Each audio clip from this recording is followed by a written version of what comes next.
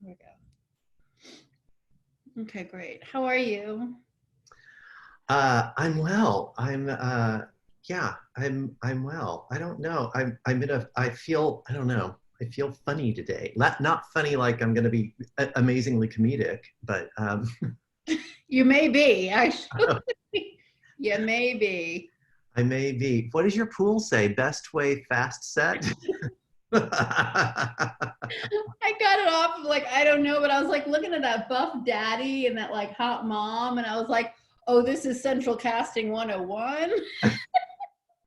I mean, really.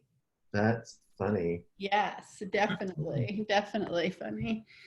I'm looking forward to today. I am too. I am. Also, I would like to get the address where you guys are going to be staying because I have things to send. Oh, okay. Fun. Yes, nothing work related, not to worry. Okay, good. I'm wearing my festive overthrow over my bathing suit so I can Nice. jump in later. Your pool wrap. Pool wrap. Yeah, I found this one for like $70 at a fancy store near here. And then like when Daffy's was still open about a week later, I walked into Daffy's and found it for $12. So I have two colors. Nice. Look, we have a chat. As Mark says, my caftan. Your caftan. My caftan. Here we go. Well, I put on my naked Greek men today, so if anybody's offended, you're just gonna have to let me know, and I'll do this. I can't imagine anybody coming to watch us would be offended. I mean, come on, come on. I know Graciela's not gonna have a problem with it. No. Mark's mom's joining us today, though, I think. I think she's already here, actually. Oh, she is? Marilyn, hi. Marilyn Badilla, yes. Yay. Already here. Yay. We can see you, but you can't see us. Just this is her first Zoom call, I think. Yeah. I think, by the way, this is the week in which I'm going to make sure we have a YouTube channel that's only us. That's Great. Party. Nice. Oh, that's exciting. Yes, I think it's very exciting. And then maybe, I don't know, we'll see how it goes from there. But I'm excited about it because, you know, now YouTube is not very basic. It goes out into a million directions. And yeah, I've been having a hard, if anybody out there in the Google audience or whatever knows how to make it not go from only one account and all those that branch off, please let me know. It's a thing. It's definitely a thing. I still haven't spent much time investigating the ins and outs of YouTube. There's so much. So much. There's so much. You know, now that I think about it, maybe we should do a little FaceTime at some point with my niece Caroline. She is pretty. She spends a lot of time on the YouTube. Is she younger than 25? She is. Then we should talk to her. Yeah. On the YouTubes. I know Tina spends a lot of time on the YouTubes as well. Yeah, I'm sure she does. It's very much. In fact, I'm not sure that Caroline does anything else. I think everything she sees comes through YouTube. Right? It's amazing, isn't it? And now there's a favorite show that Tina has. It's only on YouTube on Fridays, so she has to watch that. So yeah. It's a whole tip. But we're here to support YouTube because we're hoping that we're going to be on YouTube a lot. Yeah. Yeah. I was talking to Fab Five Freddy yesterday. Oh, good. I told him about our show, and he was like, "You know, I love that." I was like, "I'll be in touch, honey. I'll be in touch." Oh, good. Yeah. He likes anything that's scrappy and weird, you know. That's us. That is us. That is us. We were laughing because we became friends obviously much later in life, but I remember the first time I ever saw him was on a local cable access channel with a show called TV Party. And it was just him and John Cale and Debbie Harry, and they would just do random stuff on TV. And as a young person, I was like, what is this? Who are those people? So I think it's very much in that vein. Let's see who we have here. Oh, somebody's at the gate of the pool gate and it's Graciela. Yay. And she is. I got to figure out how to put a little picture of myself on there. Hi. Hello, darling. Yes. Oh, cool. No, I'm here with the family. The nuclear family. It's amazing. I kind of feel like it's sort of like the gay uncle. Oh yeah. Right? Yeah. And look at that. Yeah. And her wife just went off to Walmart to pick up more stuff for the garden. And either they rented those children or they're inflatable. Yeah, you know. They did. Those kids did not come out of her. No, they're adopted nieces. You know, like they're the next door neighbors because that's how it happens, right? How it happens. Yeah. Huh? Oh my gosh. How are you, Graciela? Oh my gosh, it is freezing outside. My pool is just not heated enough. I know. There was such a storm last night. Heather and I have been skimming leaves out of the pool all morning. Okay. It's a mess. I'm so sorry. You know, I couldn't get the sauna up and going. It's just not good. It's just not good. Wait, so are you excited? You're going to be going to Rhode Island, is that correct, next week? No, I'm going to Provincetown. Oh, Provincetown. Wait, that's not in Rhode Island? It's not. Okay. It might as well be, though. It might as well be. It's Massachusetts. So if you think about the state of Massachusetts and it has that long scorpion tail that goes like that, Provincetown is right there. Oh, of course you're going to be on the tail. Yeah, Yes. exactly. Yeah, my boyfriend and I are going there. We're going to be there for 32 days. But next Saturday is our travel day. So Yes. Oh my gosh, vacation well needed and deserved. yeah, well, I wish it were. I wish it were a big. We'll be working from home just there, so it's not exactly a vacation. But yeah, in our off hours, we will at least be able to stroll alongside the sea, and that's new pool. That'll be nice. a new pool, the big pool, Earth pool. big fancy saltwater pool. Ooh, those are the best. And the idea of going somewhere else, period, is just extraordinary. I know. I'm so. It's like revolutionary at this point. Leaving? Whoa. I know. Yeah, it's funny though. You know, we're like leaving this apartment for a different apartment. So we're literally just, you know, our lives will still be basically the same. It's just that whenever we take our daily walk outside, we'll have new options. Options right now are far few between. So magical. It really is magical. Yes. Oh my gosh! And I have a whole new suite of summer face masks. Ooh. Damn. That was cute. I like the contour. Isn't it nice? Yeah. Yeah. I ordered these from the Tie Bar. The company that makes ties has been putting their efforts into making these. And they've got a little pocket inside so that you can slip in your HEPA filters, right? So it keeps out all the nasty stuff. All the stuff. And then when it gets nasty, you just pull that out and you can throw that in the washer. Very nice. I know. Like Tie Bar. I know, the Tie Bar. And I feel like I would give them a plug, except that I went on their website yesterday to order some for my family, and they are all sold out. Like in less than a week, all sold out. Ooh. So. Hey, do we want to start a little early? Sure. Well, yeah, I guess I kind of feel like this is like our sloppy cold open, isn't it? Well, that's how we do it. You know, that's how we do it. We're sloppy cold open right now because I do see that we have somebody in the wings that we want to bring in soon. Oh, we good. Okay, great. Better in the pool. Great. Well, oh wait, here's what I want to do. I'm going to take down the sign. Hold on. Okay. Oh, hi. Oh, hi. Hello. Do I need to cover up this logo with my shoulder? Do I need to No, I like it. It's very random, and I know. it feels like we're plugging something that we don't really believe in. I mean, it's so American. I know. Is this the best way? I mean, yeah. Not the best way. No. If here for hot daddy, for garden lesbian, here for hot daddy. Oh my gosh, we're hilarious. Oops, wait, come back. Hold on. I wanted to do this last time. So before we go anywhere, I meant to do, wait, I'm gonna put some stuff in chat. Okay. That I meant to do last time.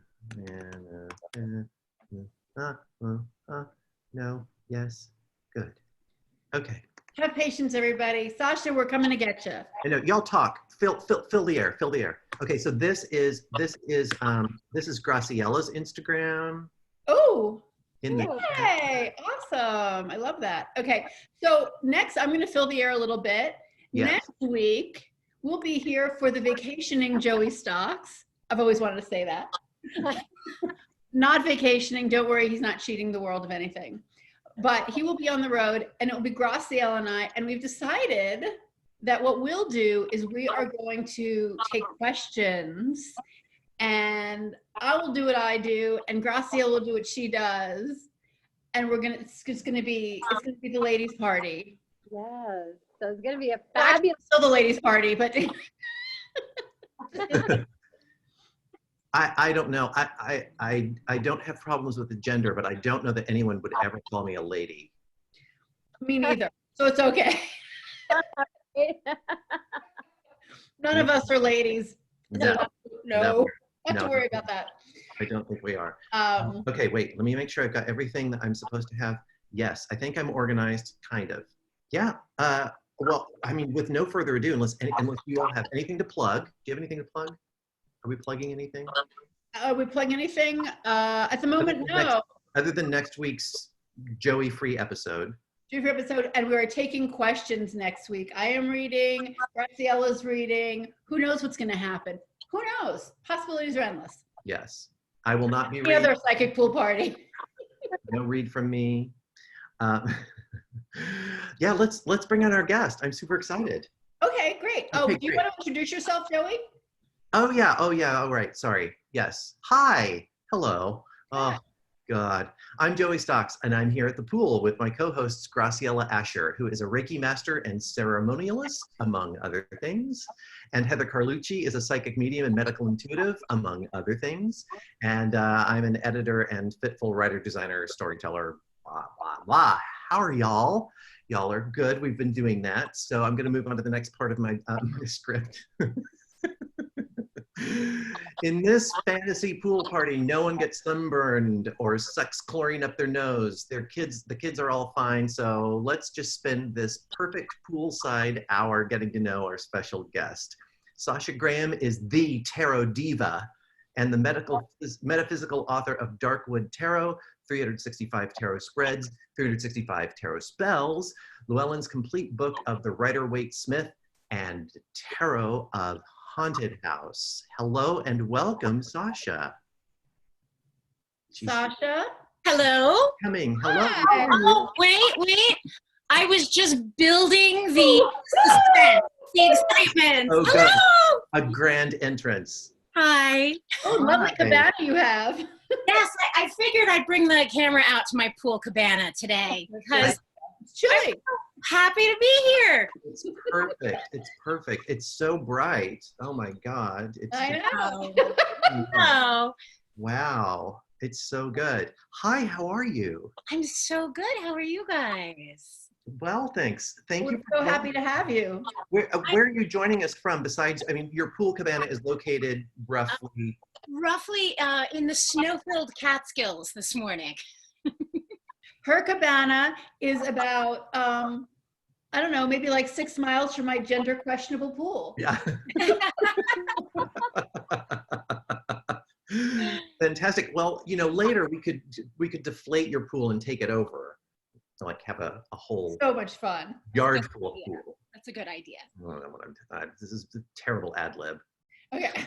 Hi, Sasha. I'm so curious about everything that you do. But the first thing I want to do is will you just walk us through really quickly, um, kind of how you found your way into tarot and where that's taken you? Yeah.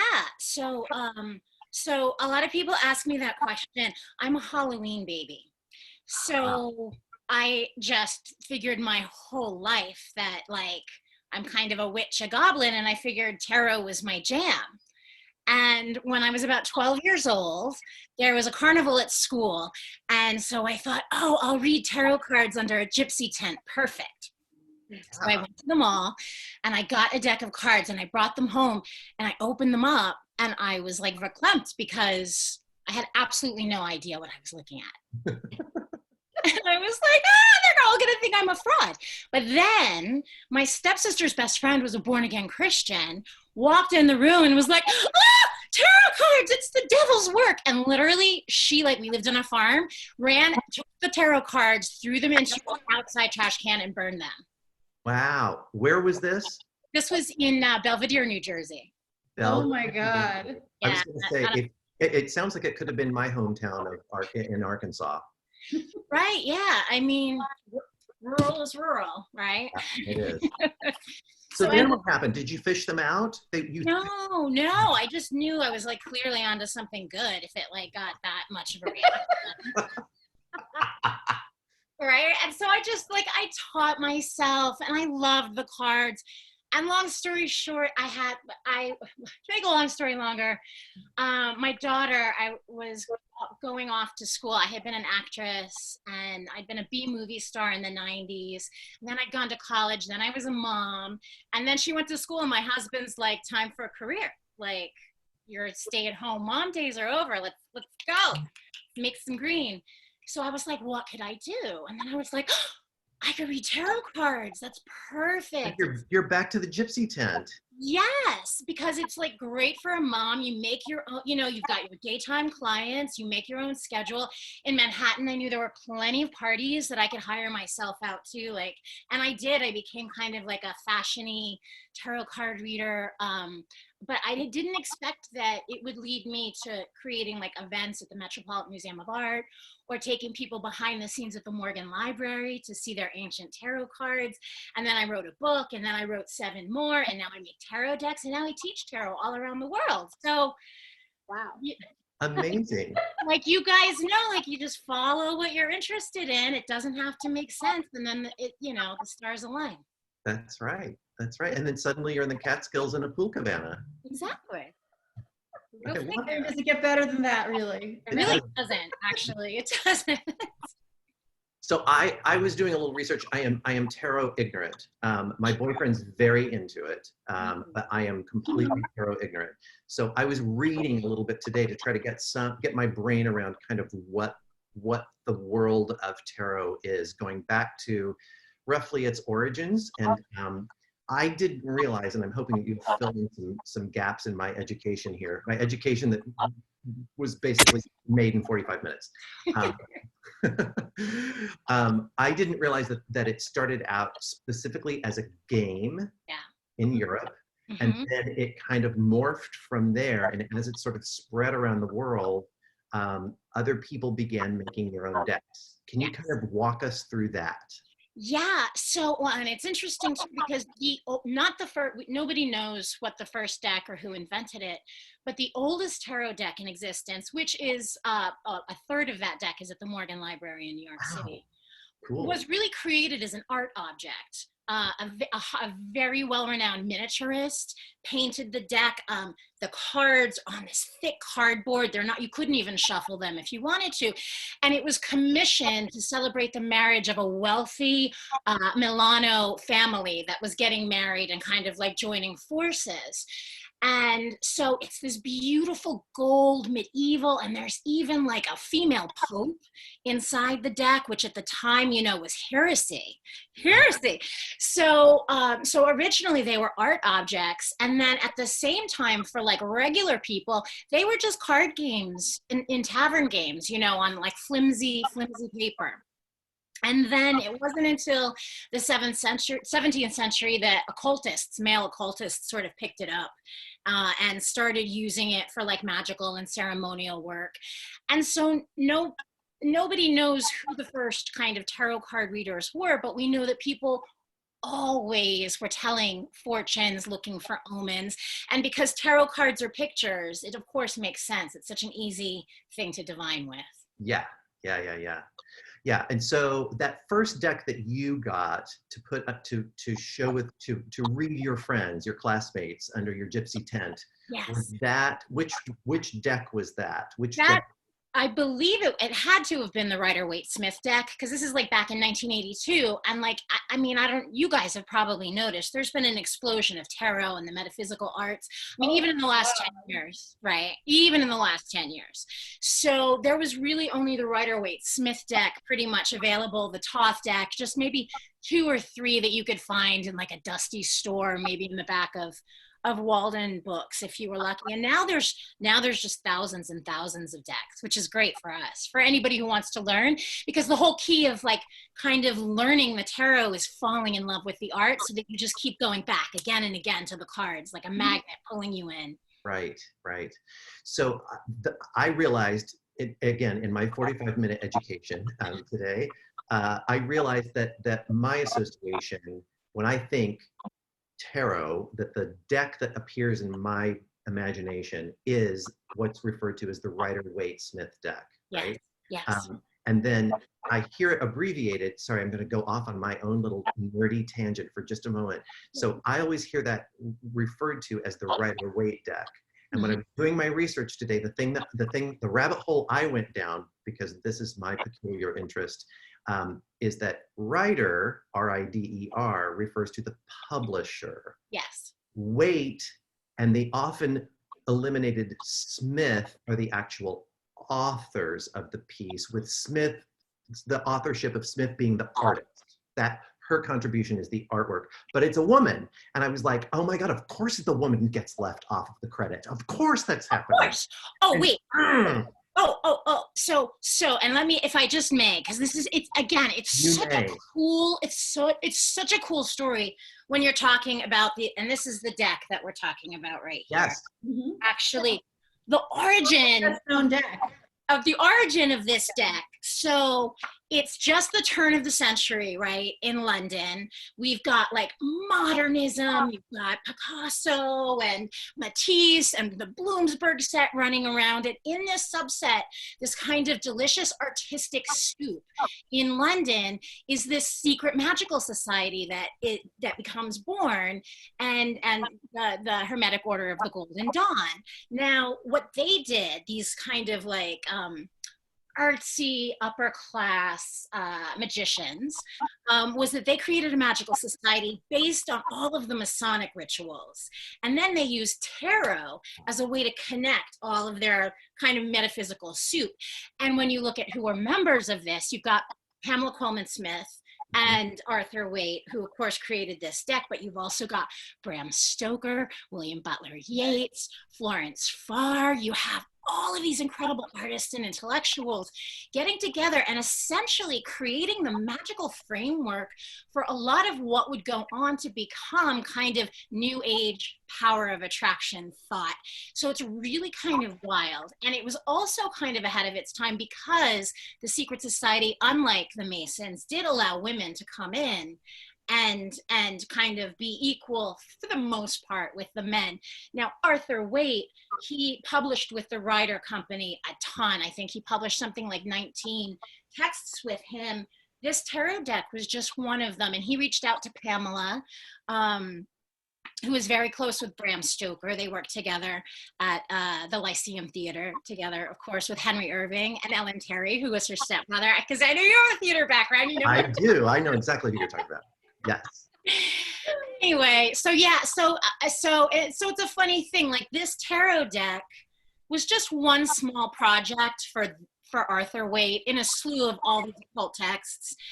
Pamela Coleman Smith, the artist, was prolific. She did so much stuff. But just like Bram Stoker, their fellow Golden Dawn member, nobody became famous until way after they were dead. Dracula never was a bestseller until Hollywood picked it up and turned it into a movie.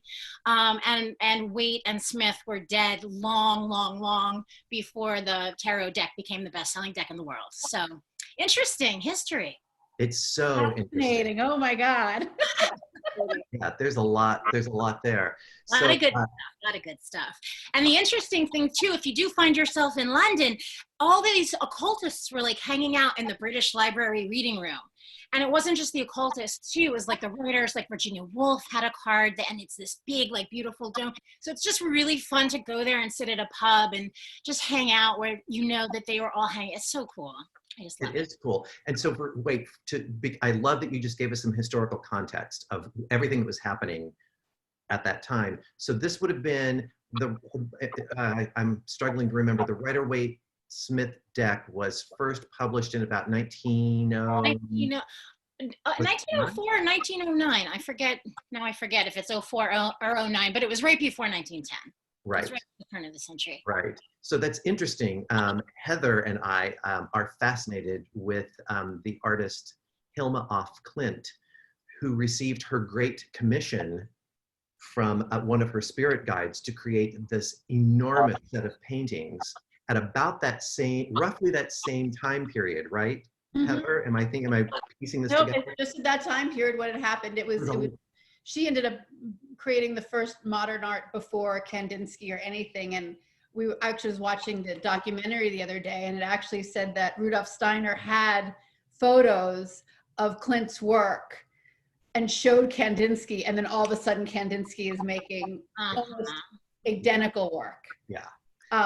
But that whole time, I think is really, I didn't really think about it, Joey, until you just brought up, but that whole time is kind of interesting. It's sort of like the coming together of sort of European occult, and like the art of it.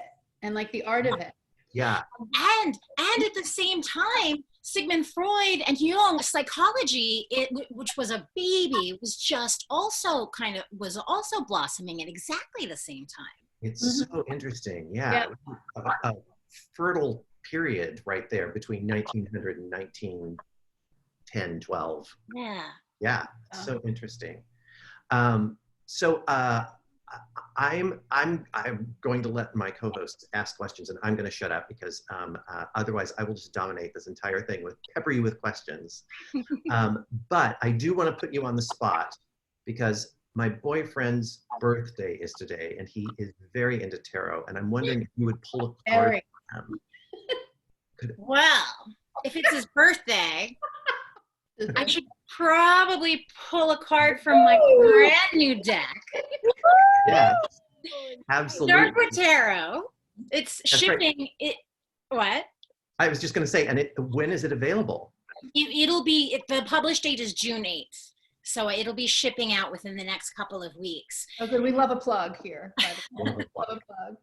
Does he have a guiding question, or do you?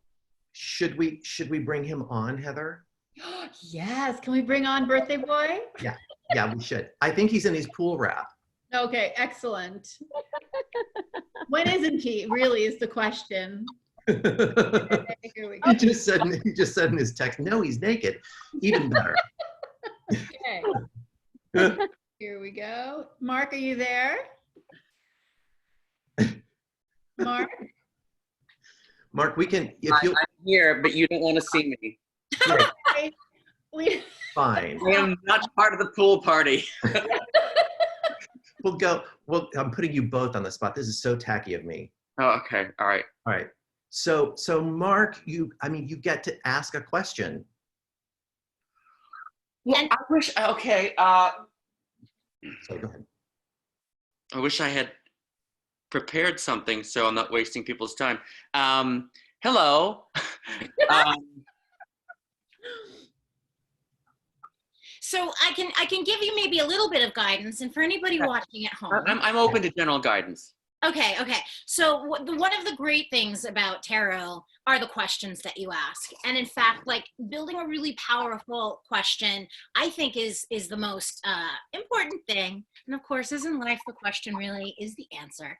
But I love to take a look at what you can do. Like, I'd love to give you some information as you move forward that that you'll be able to really utilize and sort of keep in the front of your mind to keep you on track towards whatever kind of delicious birthday wish and intention you have for this new year for you. Is that helpful at all? Yeah, it is. Did you want me to rephrase it? Did you want me to? I didn't hear your question, so. Okay, I didn't give you a question, but what you just said got me think. Yeah. So, what can I do to? How can I use this time to forge a new path, to discover and forge a new path? Ooh. Okay, how can you use this time, this kind of opening that has been presented? How can I best use the next 2 to 3 months to identify a path forward? A path forward for your highest. All right, I'm gonna tell me when to stop. I'm shuffling. Okay. And then give me a number between 1 and 10. 8.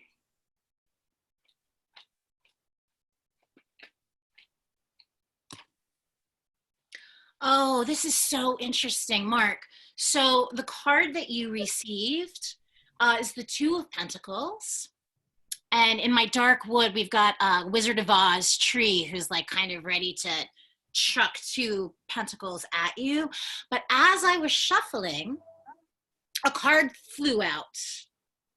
And I always pay attention to the flying cards. We also got another 2, the 2 of Swords. Mm-hmm.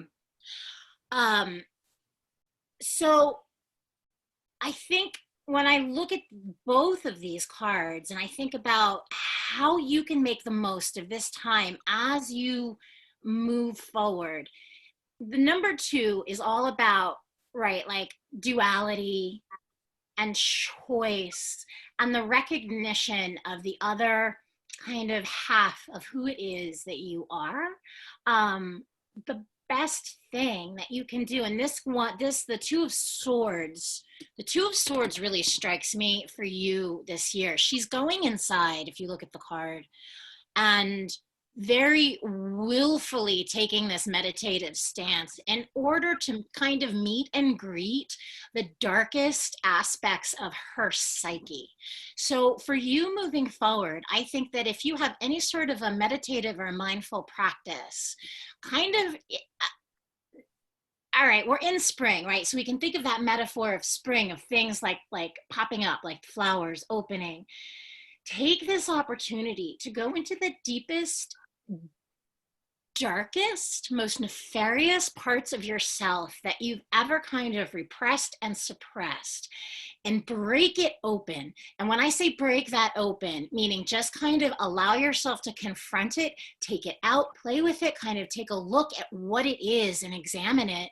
It's by going into the darkest parts of yourself that then you're going to literally have this stuff to play with. Pentacles are all about results in the material world, right? So it's this very kind of, and it might be annoying because sometimes you have to go back to the same shit, you know what I mean? Like you have to, and you're like, really, that again? Sometimes, yeah, sometimes because we just do. But maybe this is the last time you're gonna have to go back. So if you can get down into the deepest, darkest, ugliest parts, open it up for what it really is, kind of lay it out in the sun, then you're really gonna have these building blocks that you can step forward and evolve and move in a way that you haven't ever done before. And it's going, because of Pentacles, right? Because of the material nature of that, you're going to see results right away. Does any of that make sense? It does. Thank you very much. No, it's not, and it's not easy. Like what I'm talking about, it's not necessarily easy stuff, but like it's the most profound, and it's going to push you the furthest, and it's going to free you. And from what I took from that, the key is to go is to stick with whatever my meditation practice is, or just go inward to figure out to identify what that underlying stuff is. Yeah, move inward and really kind of be willing to explore the shadow, any kind of shadow work that you could do, and really just facing, sometimes when we don't recognize things, they terrify us, but it's not that they're really that scary, it's just they're not familiar.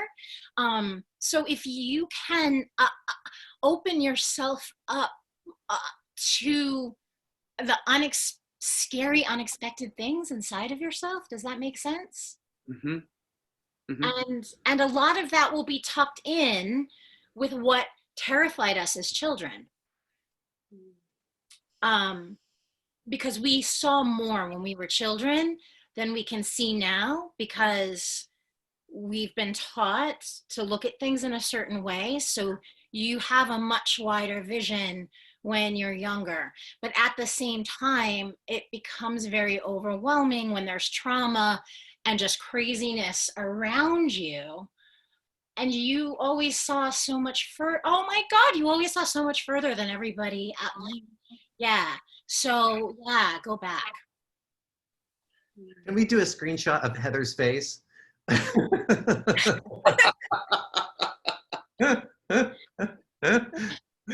This is a lot of what Mark. Well, that was right on the money. Thank you so much, and please take the focus off of me.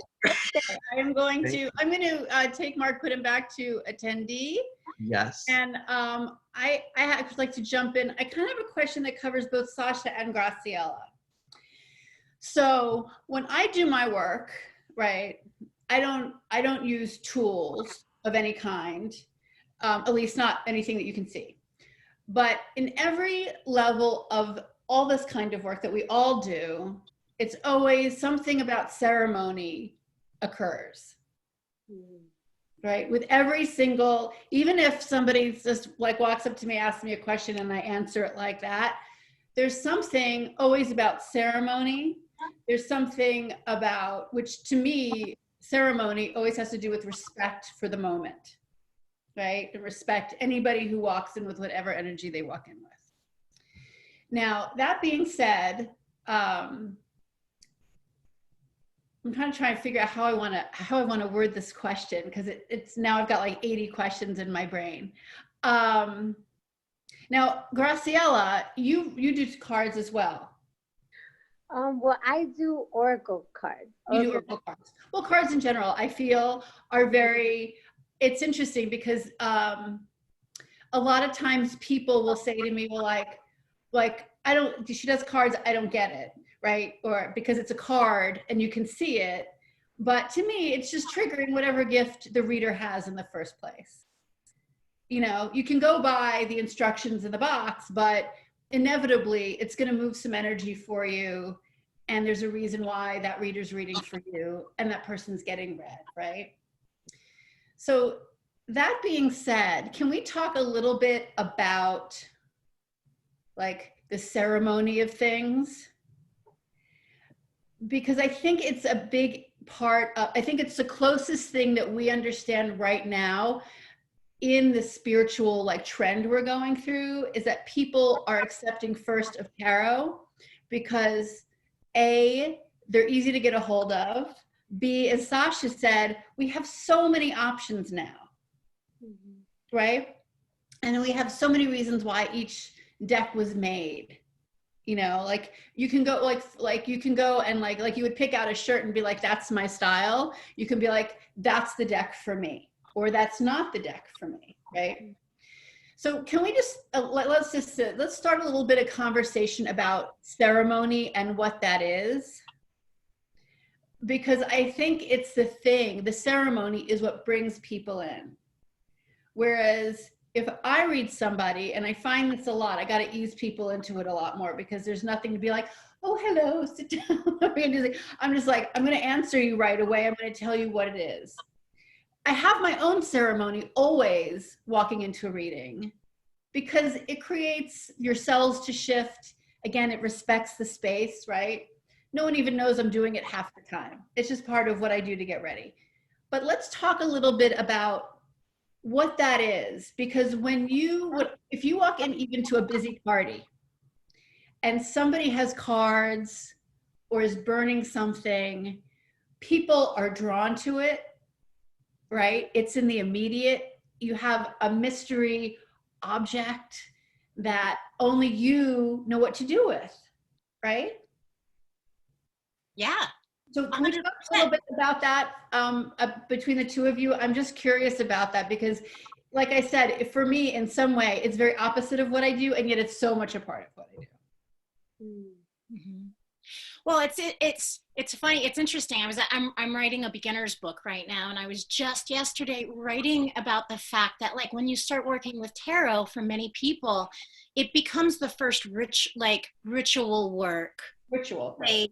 That they ever do. Now, there's a ritual to so many things, and probably everybody can understand, like all yogis out there, there's a ritual to walking into a yoga studio and rolling out your mat and just saying the Om. So maybe for a lot of people, but with tarot, it's personal. And yes, exactly what you're saying about that it's a symbol, that they can smell something, that it's sensual, that it's an object. The Hierophant card in the tarot represents kind of the symbol of mystery. And so tarot cards and candles and a long-lashed lady immediately is like this opening where people are like, oh, what is that? Right? But then and I'm Graciela, I'm sure you can speak to this, but the whole point of ritual is also to seduce you, the practitioner, into this space as well. Yes, definitely. Definitely for me too, it's very important, like for me to do my ritual, like personally, to get in and to respect their energy, to respect my energy, to respect my guides.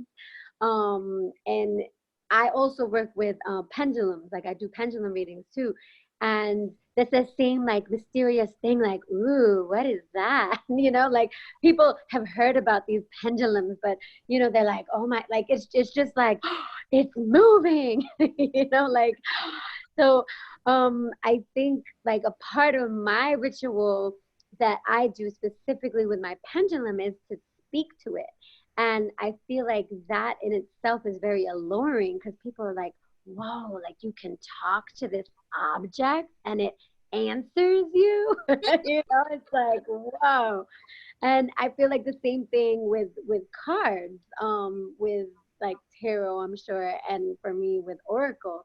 And I think that it's for me, I slightly change my ritual depending on what I'm using. So for my pendulum, I have specific questions and even ways that I smudge my pendulum and what I do with it, the very like different between my decks. But I know people that also have different rituals with each deck.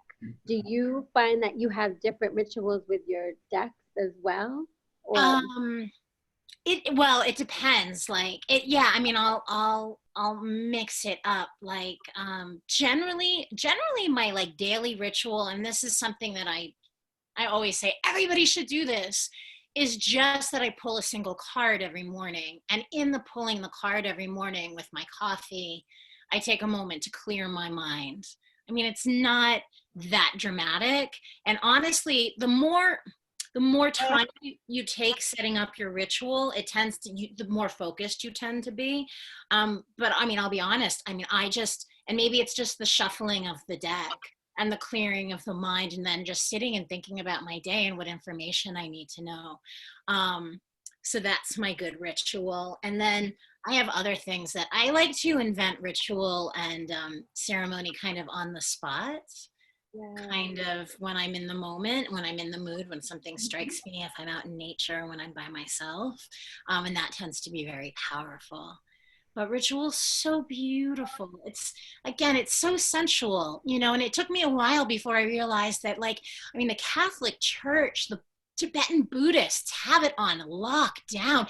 You walk into those temples and it smells so good and everything is shimmering, and it's just so beguiling, and you're like, of course something holy lives here, right? So ritual is our way to kind of, well, the holy lives everywhere, the sacred is everywhere, but ritual makes it that much more easily accessible to us in our daily life, wherever we are. Definitely, I feel the same. And actually, I wanted to ask you a question from the reading, because I heard recently, so I don't, for some reason, and I don't know if other people feel like this, but I don't know if it's my programming around tarot, but I tried so many times to get into it, and for some reason, it just wasn't one of those things that I could get into. But for some reason, Oracle, when I heard this thing, Oracle, I was like, ooh, like, I don't know, it was somehow more sexy to me than tarot, which I don't know, I really don't understand why, but it just, you gravitate towards what you gravitate towards. Right. So I gravitated towards Oracle, but recently a sister of mine who is a tarot reader as well was telling me that a lot of the tarot is also aligned with astrology.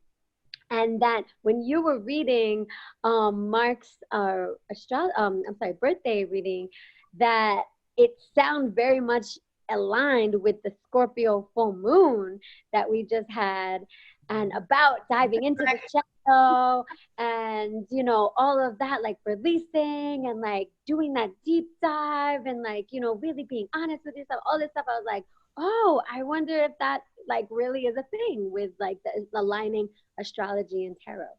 It is a thing. And again, and this harkens back to the Golden Dawn, the secret magical society that this particular Rider-Waite-Smith deck came out of. And I always call tarot the gateway to the supernatural, kind of like the gateway drug, because everything from astrology to numerology to the Kabbalistic tree of life can be put and placed on top of tarot's structure. Now, the big difference between a tarot deck and an oracle deck is that the structure of tarot never changes. It's 78 cards with a major and minor arcana. It's essentially like a regular 56 pack of playing cards, but with the 22 major arcana laid on top of it. Numerologically, you can fit everything on top. Oracle cards are beautiful. They can be anything. And there's not necessarily an underlying structure underneath it. So yeah, so the Golden Dawn was actually, I think, the first people to lay astrology right on top. It fits almost perfectly. Yeah. For sure. I don't read I'm not a fan. Astrology's too like numbers for me. Like it feels like geometry or something. So I don't do it really. But that's cool that you picked up on that, for sure. For sure. What oracle deck do you use? I'm just curious. Oh, I have like dozen. But one of my favorites are Earth Warrior deck, the Earth Warrior deck. And I love that deck. I have a Native American deck, a mermaid deck. Yeah, like pretty much everything I have. And I'm actually working on my own deck as well. That's fantastic. That's amazing. Yes. Actually, I'm sorry, go ahead. Where I'm actually just doing the illustrations because I'm an artist as well. So I'm doing and it's gonna be called the Earth Medicine deck. Oh so, my gosh. And it's all different herbs. So it's like all herbs and plants, and so yeah, so that's something that's coming soon. That's exciting. Amazing. But actually, I have another question as well. I'm sorry. I'm just like, wow, this is so amazing. Because when you were, because I don't know, this is the first time I really heard about the history of tarot. And what's interesting is most of the tarot readers that I know personally are mostly people of color. And I feel like like the history that I've heard is slightly different, that like not necessarily starting in Europe.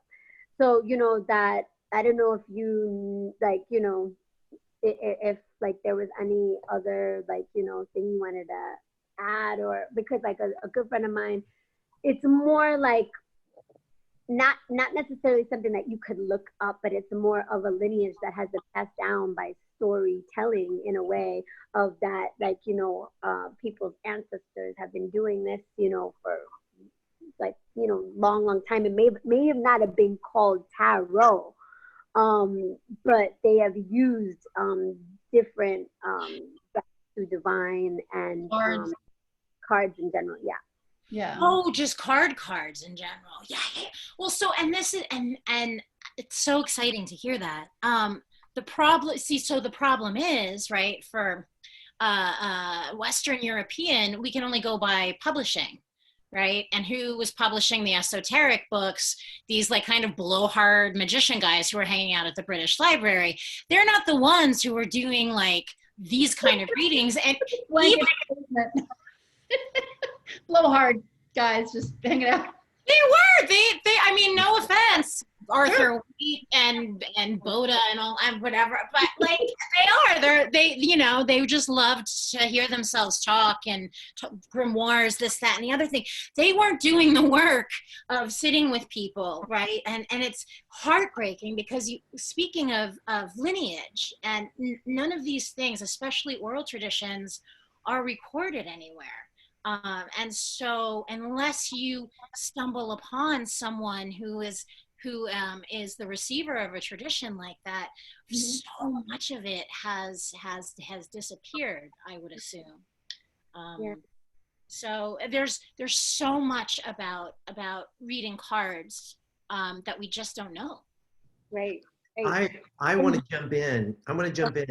And just looking, since we're talking about history and timelines and what's known and what's not known. So now you are creating decks, and I want to know what goes into that. You're creating your own tarot deck, and please tell us about even more about the inspiration behind your new deck that's coming up. Are you asking me or her? Yeah. Yeah. You're asking me. Yeah. Oh. So I what goes into it? So it's funny. I never thought that I would make a tarot deck because there's so many on the market. So I was like, why? What does the world need another tarot deck? And my Italian editor from Lo Scarabeo, Riccardo, he said to me one day, he says, Sasha, it's a one thing to look at the cards and read the arcana. He goes, but it is quite another thing. Graciela, you'll understand this. It is quite another thing to let the arcana, to let the archetype come from you. And I was like, oh, right, because that's the whole point. Nobody reads the cards the same way. People, none of us, no one experiences the tarot. You bring your whole life experience to the archetype and to the energy, and that's what makes it unique and brand new every single time. So my first deck, I was just like, well, what am I obsessed with? And I was obsessed with the covers of 1960s and 70s Gothic novellas of like the woman running from the haunted house. And I'm obsessed with her, right? And I was like, well, that would make a great theme. I'm going to make a haunted house. So I came up with the story and the idea of the tarot of the haunted house. And then the next one was the dark wood, because I was obsessed with this idea of women going into darkness, terrified, and coming out, owning the fucking goddamn house, owning the forest, facing your fears, discovering who you are.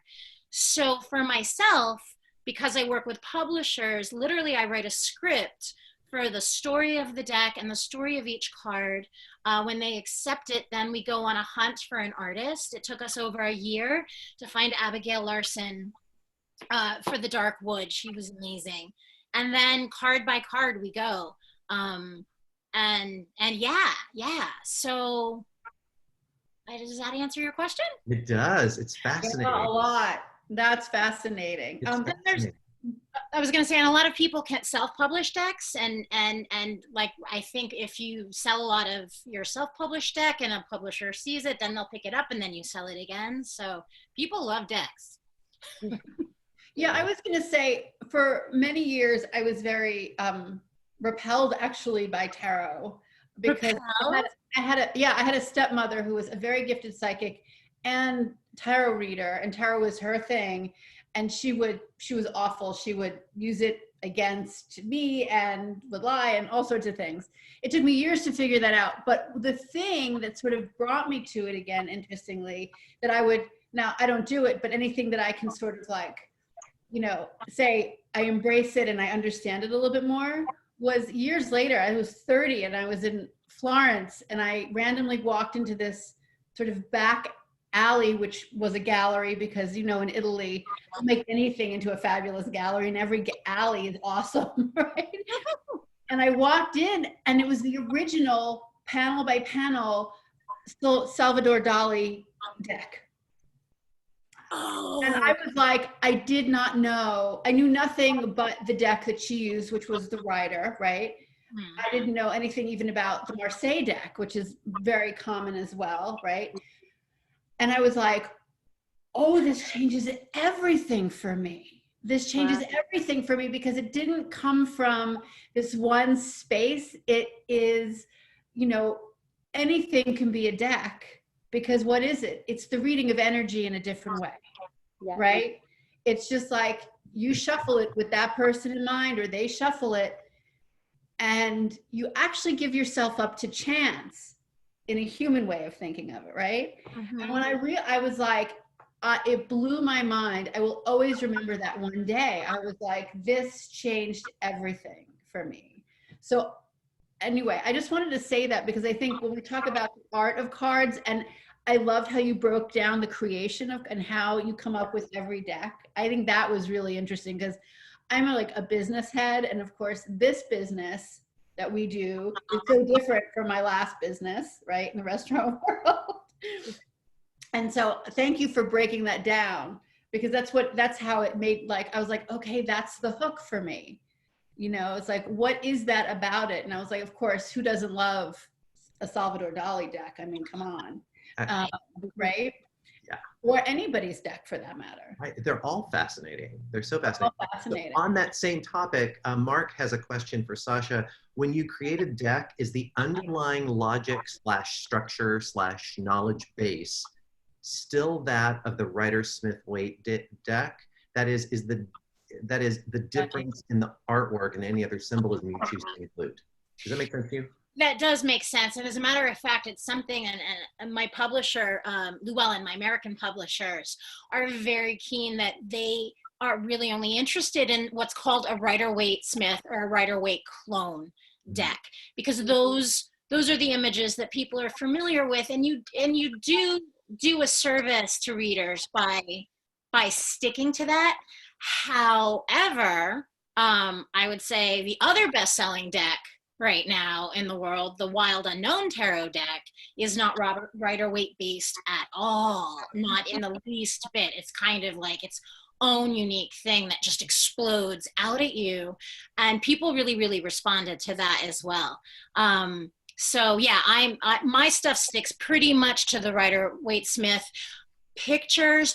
And then also I can't help, because I studied it in relation to the Tree of Life in the Kabbalah. So the numerology for me is very Kabbalah based. So oftentimes I'll deviate from a traditional thing and kind of flip it on its back, because the Rider-Waite-Smith, it was just one woman's interpretation that we all happen to, fall into. It's not the end all be all. And it's actually, a lot of her images are kind of not even necessarily carrying theoretically what the card suggests. So yes, I'm sorry. I hope that answered you. Totally. And again, it brings us back to what the art is, right? And we'll talk about that another time on this show, because I've had a lot of conversations with Kim Krantz about the Wild Unknown, and it was fascinating how she came up with it. She was like, I looked at a regular tarot deck, because she was more interested in creating the tarot deck, knowing nothing about it. And she was like, well, I looked at the priestess and I thought, I don't relate to somebody. She was like, had no money. All of her art was burned. Like, it was one of those times in your life where you're like, oh my God, I'm living in Philly in an old church and I'm depressed. Like it was that moment. And when she started, she was like, I don't understand a woman on a throne with money. Like, right? She was like, I'm not. So she's like, so I decided it needed to be a tree. I figured I could relate to a tree. And I was like, okay, like it's interesting to hear the breakdown and like why that works. And other people, like you look at a priestess and you're like, I need to relate because I feel the priestess in myself, you know, and other people are like, tree, right? It's that relation I think is phenomenal and really interesting. And the other interesting thing too, like we talk about like tarot as being like archetypes and the energy of each card, but the idea that tarot itself is an energy that also is alive and wants to come through. Absolutely. Yeah. Yeah, that's interesting. It's also interesting in thinking about what you were just saying, Heather, about Kim, not only that she came at it with no prior knowledge of tarot, but she's both the illustrator and the author at the same time. Yeah, totally different experience. Totally different experience. It hadn't occurred to me how that process would affect the outcome in such a dramatic way. Right. But a lot of people actually, I believe, you project the way they would a writer deck because it's the same. A lot of them are the exact same names, right? Or the structure of it actually, or I guess the label, right? I guess the best thing to say is the label is exactly the same, right? It's just whatever it is. That's really interesting. Yeah, it is interesting. I don't want us to go any further, but without acknowledging, Sasha, your social work and with your cards. Can you tell us about that? Yes, thank you for bringing that up. That what Joey is referencing is I created a tarot outreach program. Actually based on, there was this really great Good Shepherd, which was an organization that helps kids in the foster care system transition into adulthood. Oh my God, it was so fun because it's like going to a college campus, really, because these are like college age kids. They're like between like 18 and 22. And they're all living in dorms and essentially learning, okay, how do I like transition into adulthood? And they were looking to do something kind of fun. And my favorite way to work with the cards is to really, more than anything else, it's about gaining the trust of yourself, of like who you are, trusting your intuition. And I know that for, you know, especially for kids that grow up in tumultuous circumstances, every time you're lied to, that's damaging your intuition because kids know, right? You know what you know.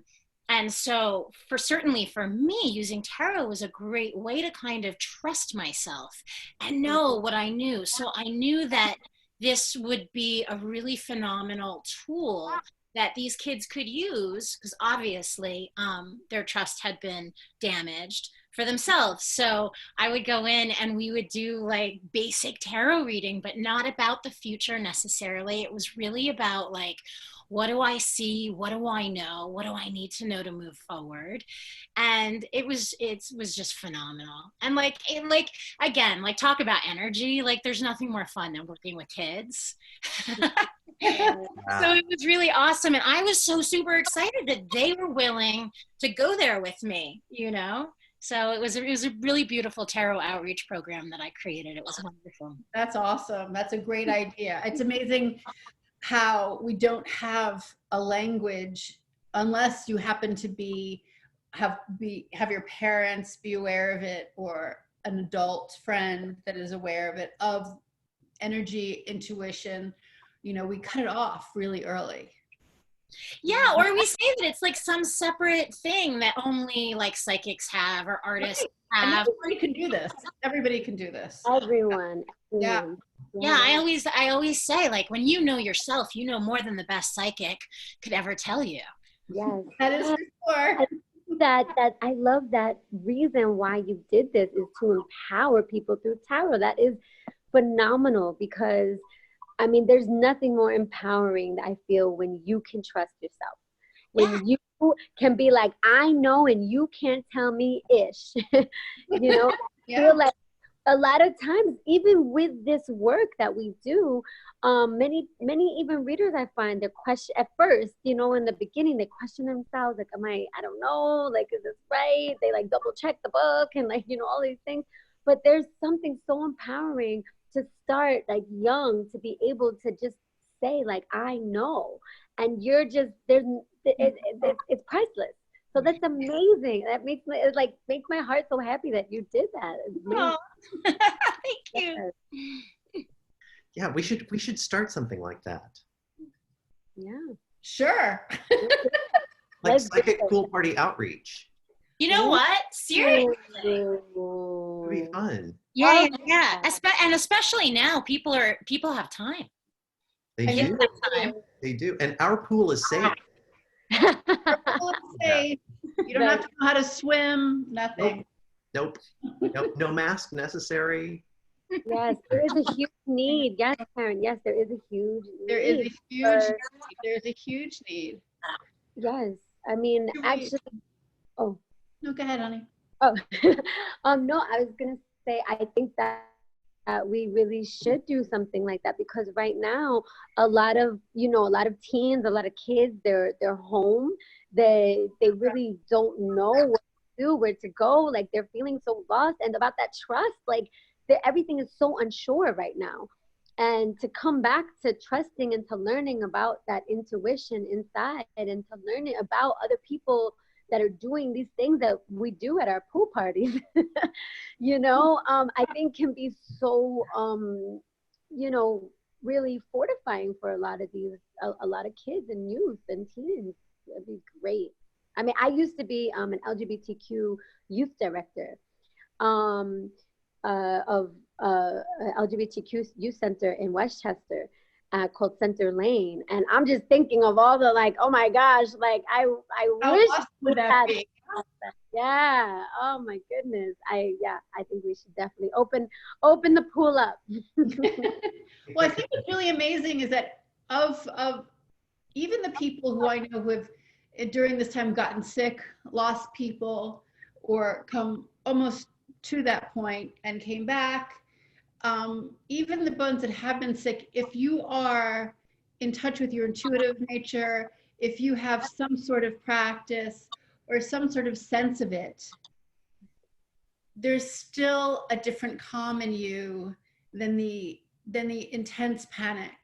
Because if you have that touch, you don't care about it, fear in the same way. You do. We're humans. We all have triggers. But we don't have that kind of level of panic in the same way. It's so true. It's so true. Because it's like you have a center. You know that what somebody's saying or putting on you isn't necessarily your truth. That's their truth. Yes, and we also know that we always have support. Mm-hmm. Yes. You know, there's always support. It's true. It's true. Yeah. Yeah, there's something great about, I mean, even if the concept is as simple as Sasha was saying earlier about just first thing in the morning, you pull a card. There's something about whatever that ritual is for you, even if it doesn't involve a card, about just sort of centering and checking in with yourself in the morning and being present. You know, for me, it's morning pages. You know, that's my thing that I've been doing for a little over a year now, and now I kind of can't imagine starting anything other than coffee. There's nothing else I can possibly do beyond that except morning pages. And sometimes they're prolific and they flow out of me so fast I can't write fast enough. And sometimes I'm literally sitting there staring at the paper going, I can't even make the pen touch the page. But still, there's something about checking in. It's again checking in. And it also reminds me of, pardon me, I'm gonna find some little way to connect with the one place where I feel like I have connection with you all, which is for me through performing.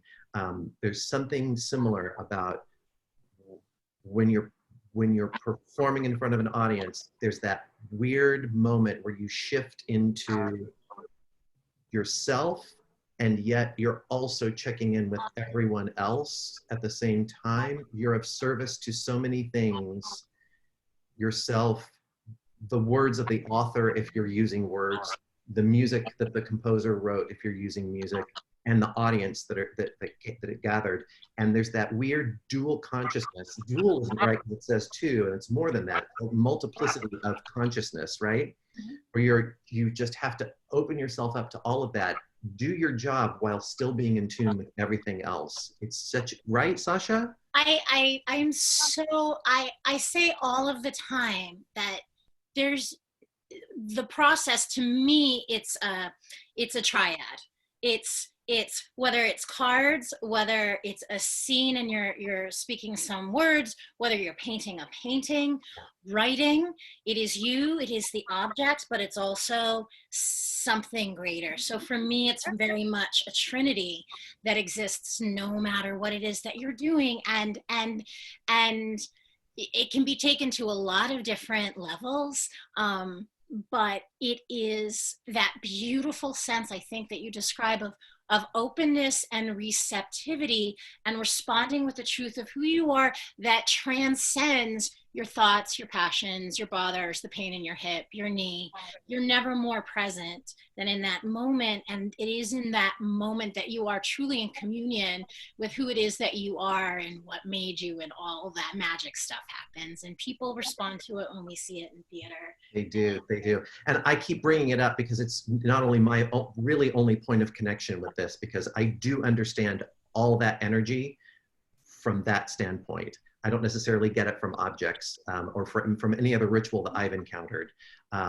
While I appreciate it all, that's not the thing that I've experienced. For me, it's in the live audience. It's I have something to share with you, and I know you have something to share with me, and we're going to make this circuit happen. And that's the thing that we can't do right now in a live space. That's the thing that we're denied right now. And of course, it's present on my mind.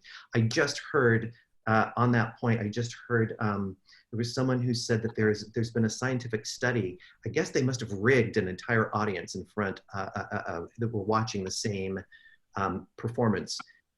That it's scientifically proven that at a point, an audience's heartbeat will all be in sync. Wow. And I thought, of course it is. I know that. I actually know that somewhere, not intellectually, but you feel that because my heartbeat's beating with theirs too. Do you know what I mean? And it's scientifically proven that there is that physical connection that happens, and metaphysical too. Yeah, it does. We had a question pop up before. We have two questions. I want to get this in. One of them is, do you ever mix decks? Do I ever mix? Oh, like literally I'll read with different decks. I guess that's a question. If Carol wants to pop in with more details, go ahead. But do you ever mix decks? That's so funny. The thought of mixing different tarot decks together makes me, like, the bile in the back of my throat kind of come up. The only time I'll mix decks is if I'm doing a class and I lay out a bunch of cards on the table for people to come up and like pick their own. But no, I would never read from a mixed deck. That feels like bad mojo or something. It's a great question, but no. Would you? I'm sorry? Would you ever mix a deck, or have you ever mixed a deck? No, I would, no, it's Such something. an interesting question. No, it's like sacrilegious or something. I'm just like, I don't know what would happen. I don't think like anything would happen. But I also like, I would put out, like, even at my ceremonies, sometimes like I'll have like 2 decks available, but I don't mix them together. So somebody can choose from one deck or choose from another deck. But yeah. No. We also have another question from Susan. Sasha, what deck do you pull from in your morning reading? So it changes. It's so funny. I'm not a super deck collector. Like some people like are crazy about multiple decks. My favorite deck right now is a Korean tarot deck, which is a Rider-Waite base deck, but I just find it so beguiling. And it was funny because I was teaching in China, and they had it was this company, they had all these decks on display, and this one had caught my eye. And then they gave it to me when I was done. They were like, thank you. It was like my parting gift. I'm like, I've been looking at that deck. So usually it's the Rider-Waite-Smith. It's this deck right now, but I will pull from darker vampire and gothic decks when I'm in a mood. So I'll change deck if I'm looking for something more abstract, if I'm looking for something more energetic. So it depends. It's kind of like, yeah, what I'm in the mood for. But and yeah, and then sometimes it's really fun to pull from my own decks. It's really crazy. I'm almost still scared to read from this one because it's still too new in a weird way. I don't know. But thank you. That's a good question. Yeah, we have one more question. It says, what sources do you use to educate yourself about the meaning of each card? Oh, so gosh. So I started with the original kind of Eden Gray, like these like classic 70s, 60s, 70s books was where I learned how to learn the basic meanings. And then I would use the little white book that comes inside the tarot decks. And I went to the tarot school, and I was a student at the tarot school in New York City for years, which was Kabbalah based. So then I began learning the Kabbalistic associations. And then you kind of keep going and keep going. Like there's so many different resources, but the most important resource is yourself. And the most important meaning you can get out of any card is your own interpretation of that card. So you really don't need a book. And you can start reading not knowing a thing. Tarot is reflective of the human experience. You already know every single thing that's in the deck. The most important relationship you have is your relationship with yourself and the cards, and the best free resources are you picking a single card every day, saying, what is this? And then jumping in, using it as a gateway, stepping through, finding for yourself through an open meditation what's inside. It's never ending, and it's infinite meanings for every card. So it just never stops. That's great. And Ellen follows up with, besides pulling a card every day, do you have any other advice? She says, sorry, broad question. No, that's a great question. Well, yeah, I actually do. If you're learning how to use the cards, best thing you can do is practice on your friends. And it's funny because people, fear is the first thing that'll like shut you down, and people are like scared, like, oh, I don't know what a card means, or I'm afraid. To get the little white book and read for your friends. Everybody wants to hear about themselves. Nobody will ever say no to a tarot reading. And practice, practice, practice. Because then it's by weaving multiple cards together, because that's tricky too. Like, how do you read a spread? How do you find the narrative? And you will, but you just have to practice. And then you have to get ready to set boundaries when you have like the people in your family that call you like every 5 minutes to hear about the boyfriend and what do you see and I don't know what you're talking about. Never happens, right, Heather? I was like, I still don't like him. It changed. Oh, that's great. That's a great note to end on today. Thank you so much for being here. Thank you, Sasha. Thanks for having me. This was you guys. What a great start to a Saturday. Thank you. Thank you. Thank you. And thank you to everybody online. Yeah, thank you for coming. I will be posting this again on YouTube, and I think by hopefully by the end of this week we're going to have our own YouTube channel, and all of our episodes will be up.